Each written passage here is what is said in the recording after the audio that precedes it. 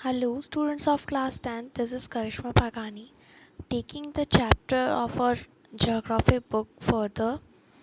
The chapter is resources and development. The topic next to be read is development of resources. Resources का development कैसे हो रहा है? Students, resources हमने पढ़ा था everything which satisfy our needs is resource for us. लेकिन उस चीज़ को हम डायरेक्टली यूज़ नहीं कर सकते, उसको हमें डेवलप करके फिर यूज़ में लेना पड़ेगा। तो रिसोर्सेज ह्यूमन सर्वाइवल के लिए और उनकी क्वालिटी लाइफ के लिए बहुत ज़्यादा इम्पॉर्टेंट हैं। ये माना गया था कि रिसोर्सेज नेचर का फ्री गिफ्ट है और उसी के रिजल्ट्स ह्यूमन बीइंग्स ने उस गिफ्ट को यूज़ किया इनडिस्क्रिमिनेटली मतलब कि बिना सोचे समझे उसके साथ इनजस्टिस करके, यानी कि नेचर के साथ इनजस्टिस करके ह्यूमन ने सिर्फ रिसोर्सेज को यूज़ किया। This has led to the following major problems, और उस इनडिस्क्रिमिनेट यूज़ की वजह से दो मेजर प्रॉब्लम्स हुए। कौन कौन से? Depletion of resources for satisfying the greed of a few individuals, यानी कि कुछ लोगों की नीड्स को सेटिस्फाई करने के लिए रिसोर्सेज का डिप्लेशन होने लग गया, यानी कि उनमें कमी आने लग गई। Second, accumulation of resources in few hands, यानी कि आजकल जो रिसोर्सेज हैं वो कुछ लोगों के ही हाथ में रह गए हैं, which in turn divided the society into two segments, जिसकी वजह से सोसाइटी यानी कि हमारा समाज दो सेगमेंट्स में बट गया है। हैव्स एंड हैव नॉट्स, यानी कि जो हैं जो मतलब हैव्स वो इंसान हैं जिनके पास रिसोर्सेज हैं, एंड हैव नॉट्स वो जिनके पास नहीं है, और हम इन्हें कह सकते हैं रिच और poor. Indiscriminate exploitation of resources has led to global ecological crisis.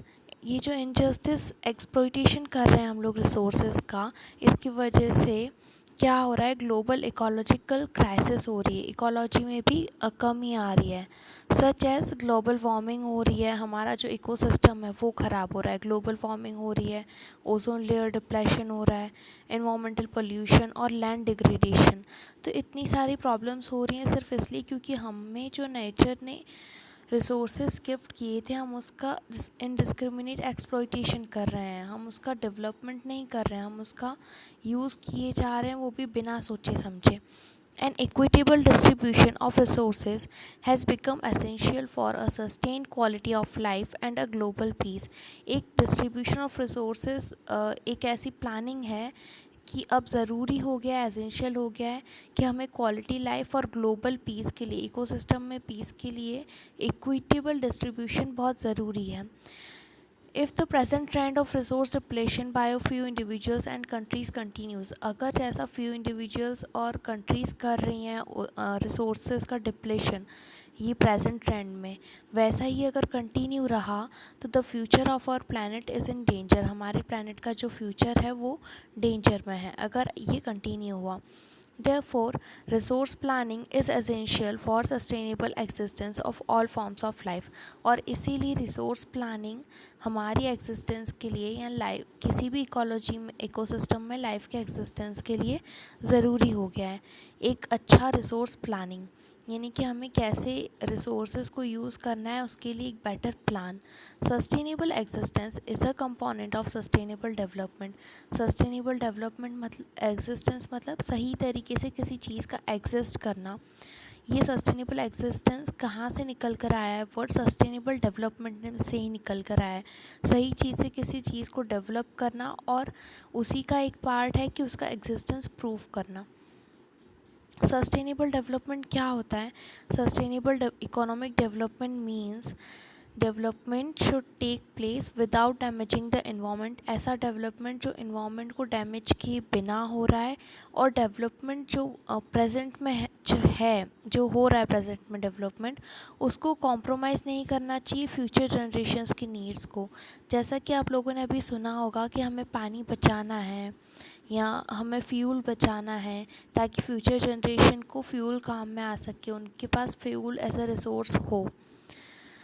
Rio de Janeiro earth summit 1992। Students, 1992 में रियो डी जेनेरो ये एक प्लेस का नाम है जो कि ब्राज़ील में है। वहाँ पे एक कॉन्फ्रेंस हुई थी। इसी प्रॉब्लम को लेकर जून 1992 में more than 100 heads of states met in 100 heads of states मतलब कि 100 स्टेट्स यानी कि countries Rio de Janeiro Brazil में मिले थे। और वो उनकी फ़र्स्ट इंटरनेशनल अर्थ समिट थी, मतलब इंटरनेशनली किसी चीज़ पर कॉमन टॉपिक पर जो कि वो कॉमन इंटरेस्ट शेयर कर रहे हों उस टॉपिक पर इंटरनेशनल मीटिंग थी। ये समिट किस लिए हुई थी? For addressing the urgent problems of environmental protection and socio economic development at global level. Socio economic development global level पर करने के लिए और इन्वायरमेंटल प्रोटेक्शन की अर्जेंट प्रॉब्लम्स जो थी उनके लिए ये समिट हुई थी। The assembled leaders signed the Declaration on the Global Climatic Change and Biological Diversity। उस दिन उन लोगों ने एक डिक्लेरेशन साइन किया था और वो किस पर बेस्ड था? ग्लोबल क्लाइमेटिक चेंज और बायोलॉजिकल डाइवर्सिटी पर बेस्ड था।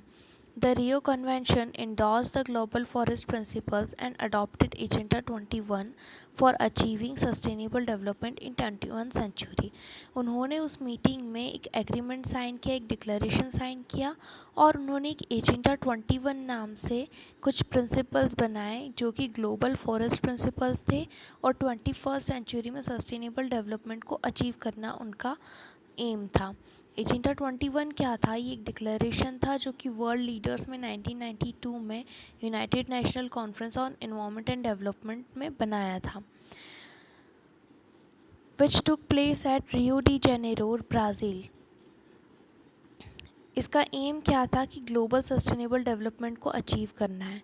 ये एक ऐसा एजेंडा है जिसमें इन्वायरमेंटल डैमेज, पॉवर्टी, डिसीज़, इन सभी चीज़ों को कॉम्बैट करने का तरीका है एंड थ्रू ग्लोबल मतलब किसके थ्रू, किसकी यूज़ करके ग्लोबल कोऑपरेशन पूरे ग्लोब पे, हमारी पूरी अर्थ पे जितने भी स्टेट्स हैं सबका कोऑपरेशन ऑन कॉमन इंटरेस्ट और म्यूचुअल नीड्स, यानी कि किसी को भी अगर म्यूचुअली कोई एक्सचेंज चाहिए, इंपोर्ट एंड एक्सपोर्ट जिसे हम बोलते हैं रिसोर्सेज का, तो म्यूचुअल नीड्स को सेटिस्फाई करने के लिए डिक्लेरेशन था।